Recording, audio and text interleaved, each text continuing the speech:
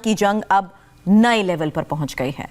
देश में कोरोना की रफ्तार भले ही कम हो गई हो, लेकिन कोरोना केसेस 88 लाख के पार पहुंच गए हैं। सबसे अलार्मिंग हाल दिल्ली का है, जहां कहा जा रहा है कि कोरोना की थर्ड वेव आ गई है। दिल्ली में हर घंटे 4 लोगों की जान जा रही है। दिल्ली में पिछले 15 दिन से रोज 80 से 100 लोगों की मौत की खबर है। हम आपको आंकड़ों के जरिए भी बताते हैं कि दिल्ली में हालात कितने खतरनाक हैं। अब ये देखिए, दिल्ली में 12 नवंबर से 16 नवंबर की स्थिति हम आपको दिखा रहे हैं, जहां आंकड़े लगातार बढ़ते जा रहे हैं। 12 नवंबर 7053 केसेस, 13 नवंबर 7802 केसेस, जबकि 14 नवंबर को आंकड़े बढ़कर 7340 तक पहुंच गए। 15 नवंबर को 3235, जबकि 16 नवंबर को 3797 नए केसेस हैं ये। और यही वजह है कि अलार्मिंग सिचुएशन इस वक्त दिल्ली में कही जा रही है। हम आपको यह भी बता रहे हैं कि आखिर कैसे आंकड़ों के लिहाज से यह कहा जा रहा है कि दिल्ली में हर घंटे 4 लोगों की कोरोना की वजह से जान जा रही है। यहां देखिए, 12 नवंबर से 16 नवंबर के वो आंकड़े, जिसमें आप देखिए कैसे लोगों ने कोरोना की वजह से अपनी जान गंवाई है। 12 नवंबर को 104 लोगों ने दम तोड़ा, जबकि 13 नवंबर को 91 लोगों की मौत हुई। 96 लोगों की मौत 14 नवंबर को हुई। 95 लोगों ने 15 नवंबर को दम तोड़ा। और अब 16 नवंबर के आंकड़े और चौंकाते हैं, क्योंकि 99 लोगों की मौत कोरोना की वजह से हुई। और ये हम आपको एक दिन का पूरा एनालिसिस बता रहे हैं। लेकिन दिल्ली के इस एनालिसिस ने क्यों ये सवाल खड़ा किया कि हालात दिल्ली में बद से बदतर होते जा रहे हैं, इस बारे में समझने के लिए, बताने के लिए इस वक्त हमारे साथ स्वास्थ्य मंत्रालय के एडीजी डॉक्टर राकेश वर्मा हैं। डॉक्टर राकेश वर्मा जी, स्वागत है आपका इंडिया टीवी पर। सर, सबसे महत्वपूर्ण सवाल यही है कि नीति आयोग दिल्ली के हालात को लेकर चिंता जताता है, कहता है अनप्रेसिडेंटेड सिचुएशन है, जबकि दिल्ली के स्वास्थ्य मंत्री ये कहते हैं कि थर्ड वेव का पीक खत्म हो चुका है। ओवरऑल एनालिसिस के हिसाब से हालात हैं क्या दिल्ली में? सुरभि, मैं बताना चाहूँगा आपके माध्यम के थ्रू, ये गिलास में आधा पानी है और आधा खाली है। ये देखना जाएगा कि आप किस तरह से इसे देख रही हैं। मैं शायद इसे आधा भरा हुआ मानूंगा और आधा हवा से भरा हुआ मानूंगा। और आपका मीडिया, जो कि बहुत इम्पोर्टेंट मीडिया है, उसके माध्यम से मैं कहना चाहता हूँ कि हमारे जनमानस को पैनिक ना हो।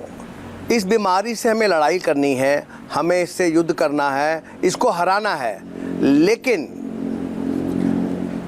लेकिन इससे पैनिक होकर घबराने की बात नहीं है। जिला सरकारें, राज्य सरकारें और केंद्रीय सरकार, मैं आपको बता सकता हूँ, कमर कस के तैयार है और पूरी तरह प्रिपेयर्ड है, समर्थ है, सक्षम है। डॉक्टर, नर्सेज, पैरामेडिक्स, अस्पताल, एनजीओज, पूरा मिलिट्री सेटअप, पैरामिलिट्री सेटअप, राजनीतिक स्तर पर भी हाईएस्ट लेवल पे पूरी तरफ से तैयारी है कि इस कोविड को हराना है। और अब तक देश ने हराया है। और आपके माध्यम से मैं कहना चाहूँगा, आज की तारीख में इसको हराने का सबसे बड़ा और सबसे सुगम रास्ता है सोशो मेडिकल डिस्टेंसिंग रखना, कि 6 से 8 फीट तक 6 से 8 फीट तक जब भी किसी अजनबी से मिलें, नए आदमी से मिलें या बहुत दिनों बाद किसी से मिलें, तो 6 से 8 फीट का गैप मेंटेन रखें। उसकी तरह मुंह देख के ना बात करें जी। पता नहीं वो संक्रमित है कि नहीं संक्रमित है, डायरेक्टली बात ना करिए। अगर खांसी आ जा रही है तो किसी मोटे तौलिए और मोटे रुमाल में ही खांसें। देश का शीर्ष नेतृत्व आज की तारीख में मास्क लगाने में संकोच नहीं कर रहा है। माननीय प्रधानमंत्री, माननीय स्वास्थ्य मंत्री, माननीय स्वास्थ्य सचिव 24 घंटे मास्क लगा रहे हैं जब भी पब्लिक में है वो। तो मुझे और आपको क्यों शर्म आनी चाहिए? ये मानना है कि मेडिकल सोशल डिस्टेंसिंग ही इसका इलाज है। ये बात हम कई महीनों से जानते हैं, समझते हैं। लेकिन आज के हालात की बात, डॉक्टर राकेश, ये मास्क भी इसका इलाज है। आज की तारीख में मास्क बढ़ता जा रहा है। दिल्ली में मौत के आंकड़े लगातार बढ़ते जा रहे हैं। ये फैक्ट है कि त्योहारों के दौरान कोरोना गाइडलाइंस की धज्जियां उड़ी हैं। लेकिन मेरा डॉक्टर राकेश वर्मा आपसे सिर्फ ये सवाल है, इस वक्त के जो हालात हैं वो अलार्मिंग क्यों है? क्योंकि हम रिपोर्ट्स में देख रहे हैं शमशान में जगह नहीं है, कब्रिस्तान भर चुके हैं। ये देखिए, हर जनमानस को, हर व्यक्ति जो इस देश का वासी है, जो इस प्रदेश का वासी है, देश का वासी है, मोहल्ले का वासी है, उसे मानना है, समझना पड़ेगा कि ये लड़ाई केवल भारत सरकार की, राज्य सरकार की, जिला सरकार की, तालुका सरकार की नहीं है। बिल्कुल। ये लड़ाई मेरी और आपकी है। इसको मुझे और आपको साथ कंधे से कंधा जोड़ के एक दूसरे सोशल डिस्टेंसिंग मेंटेन करते हुए, मास्क लगा के, हाथों को साफ रख के और बिना बात पे नाक में उंगली, आंख में उंगली ना करके अपने आप को बचाना है। डॉक्टर मैं वर्मा, अपने कुछ आप को facts पर मैं बचाऊंगा, यहाँ बात अपने करना परिवार को चाहूंगी। बचाऊंगा, अपने मोहल्ले को बचाऊंगा। जी डॉक्टर वर्मा, जी। दिल्ली के हेल्थ मिनिस्टर ये बात कहते हैं कि दिल्ली में टेस्ट ज्यादा हो रहे हैं, इसलिए रिकवरी रेट भी ज्यादा ही है। पॉजिटिविटी की बात आप भी करते हैं, वो भी करते हैं, लेकिन सर दिल्ली में अगर रोजाना 50,000 से 60,000 टेस्ट की बात हो रही है, उसमें आरटीपीसीआर तो सिर्फ 10,000 तक हो रहे हैं, ज्यादातर एंटीजन हो रहे हैं। क्या यही वजह है कि ऑथेंटिक डेटा में भी फर्क आ रहा है? सुरभि, आपने एक बहुत गलत सवाल पूछा है। मैं सरकारी कर्मचारी हूँ, सरकारी अधिकारी हूँ। किसी भी माननीय मंत्री के बारे में मैं कुछ कहने के लिए स्थिति में नहीं हूँ, ना मैं कह पाऊँगा। मुझसे और सब जो मेडिकल सवाल पूछे, मैं हमेशा तत्पर हूँ आपका सर्टिफिकेट देने के लिए। सर लेकिन जो मीटिंग हुई, जो केंद्र सरकार के साथ मीटिंग हुई, उसमें भी फैसले लिए गए और यही वजह है कि अलग अलग स्टेट से अब डॉक्टर्स की टीम भी दिल्ली आ रही है। क्या ये पूरी टीम्स दिल्ली गवर्नमेंट हॉस्पिटल्स में ही मैन पावर बढ़ाएंगी? देखिए, जो शीर्ष स्तर पर निर्णय लिया है, हम लोग सरकारी कर्मचारी हैं, हम वो उस निर्णय को ठीक मानते हैं, उसको इम्प्लीमेंट करेंगे। जो भी डायरेक्शन भारत सरकार से मिलेगा उसको हम लोग इम्प्लीमेंट करेंगे, उसे एग्जीक्यूट करेंगे। और आपको ये विश्वास दिला सकता हूँ कि दिल्ली के सभी डॉक्टर्स, सभी पैरामेडिक्स, नर्सेज और अस्पताल इस कोरोना को हराने के लिए कमरबद्ध हैं, दृढ़ निश्चय लिया हुआ है कि जनमानस की हम लोग सेवा करेंगे और सेवा से पीछे नहीं हटेंगे। और भारत सरकार भी इसमें कर्तव्य है। मैं आपके माध्यम से याद दिलाऊंगा कि माननीय स्वास्थ्य मंत्री के निरीक्षण में एक वार रूम बना हुआ है, जिसमें माननीय स्वास्थ्य मंत्री, स्वास्थ्य सचिव और शीर्षस्थ अधिकारी लोग रोज बैठते हैं और कई घंटे मनन चिंतन करते हैं कि कैसे अपने देशवासियों को इस कोरोना से बचाएं। अगर किसी को कोरोना हो गया है तो उसका उपचार कैसे बेहतर से बेहतर तरीके से करें, और उसके लिए सरकार ने अपनी पूरी शक्ति झोंक दी है, पूरी शक्ति लगा दी है और आगे भी लगाएगी।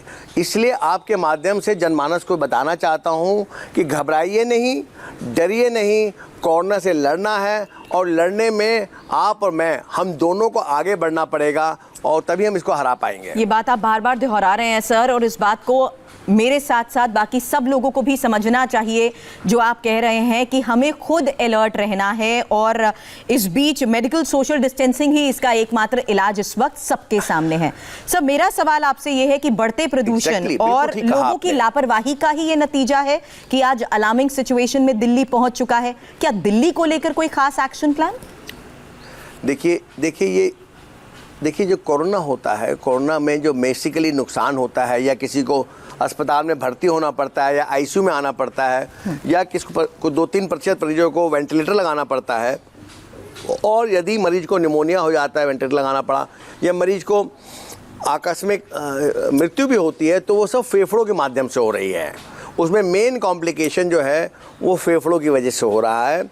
और जो प्रदूषण है, जब हम सांस लेते हैं और यदि वातावरण साफ नहीं है तो वो फेफड़ों में ही जाके वो बैठ जाता है। फेफड़े ऑलरेडी कमज़ोर हो गए कोरोना की वजह से। इसीलिए अगर आपको याद हो, और बहुत से यंग लोगों को नहीं पता होगा, जब पहले टीबी होती थी तो सैनिटोरियम का एक सिस्टम होता था। सैनिटोरियम का मतलब कि मरीज को ऐसी जगह भेज दिया जाता था जहाँ वातावरण बहुत शुद्ध हो, साधारण हो, या पहाड़ पे भेज दो, या कई बार लोग विदेश भी चले जाते थे।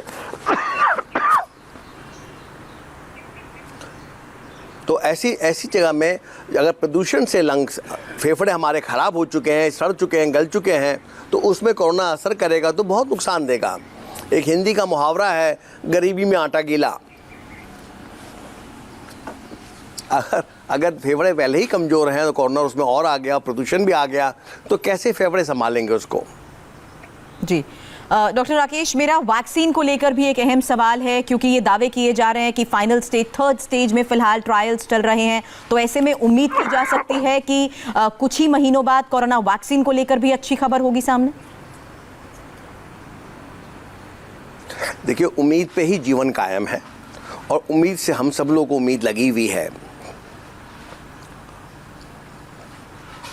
भारत सरकार अपनी तरफ से आईसीएमआर के माध्यम से भी पूरी कोशिश कर रही है कि जल्दी से जल्दी एक सेफ, इफ़ेक्टिव और ऐसी वैक्सीन आ जाए जो देशवासियों को इस बीमारी से बचा सके, और उसमें कोई कसर नहीं छोड़ी जा रही है। कुछ रेगुलेटरी रिक्वायरमेंट्स होती हैं, कुछ ट्रायल्स होनी है, थर्ड स्टेज की, वो चल रही हैं, लेकिन यथाशीघ्र उसमें एक दिन की भी देरी नहीं होगी। भारत सरकार ने ऑलरेडी इंतजाम कर लिया कि वैक्सीन कैसे स्टोर होगी, कैसे डिस्ट्रीब्यूट होगी, क्या उसका प्लान होगा, वो सब चीज़ ऑलरेडी क्रियान्वयन की जा रही है। वैक्सीन के आने का ही इंतजार हो रहा है। बिल्कुल, आपने इंडिया टीवी को डॉक्टर राकेश वक्त दिया, उसके लिए बहुत बहुत शुक्रिया आपका। और आप ही की बात को मैं यहाँ दोहरा देती हूँ कि उम्मीद पर ही दुनिया कायम है, इसीलिए उम्मीद यही की जा रही है कि जल्द कोरोना वैक्सीन को लेकर भी और जितने कारगर स्टेप्स उठाए जा रहे हैं केंद्र सरकार और दिल्ली सरकार की तरफ से भी, उसका भी असर जल्द नजर आए। नमस्कार, शुभकामनाओं सहित। छोटे से ब्रेक के लिए हमें यहाँ पर रुकना है। बिहार में कैबिनेट की बैठक शुरू हो गई है। खबर पर डिटेल अपडेट ब्रेक के बाद।